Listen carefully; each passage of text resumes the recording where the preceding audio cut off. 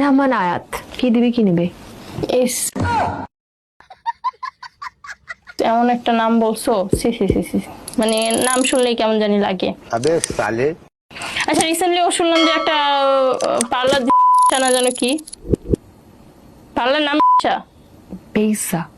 পেজানা দিয়ে বেশ্যা দেওয়া দরকার ছিল, কারণ ও তো ভাই হালাল পথে যে যারা টাকা ইনকাম না করে ইয়ে করবে, ওদের বেজা পার্লারই দেখ পার্লারই দেখ, বেশি দিন টিকবে না। আচ্ছা যাই হোক, ওর কাছ থেকে একটা জিনিসই নিব, যে ও যে সুগার ড্যাডি পটিয়ে হচ্ছে অনেক টাকা পয়সা করেছে, আইফোন 16 প্রো ম্যাক্স করেছে, ওইটা হচ্ছে ওইগুলো আমি হচ্ছে তার তার থেকে নিতে চাই। কারণ তার ব্যাংকে গেলে দেখবা যে, কারণ হয়ে যায়, কাজ হয়ে যায়। একদিন যদি কক্সবাজার যায় তাহলে 2-3 লাখ টাকা, তাহলে তার ব্যাংকে অনেক টাকা পয়সা থাকার কথা।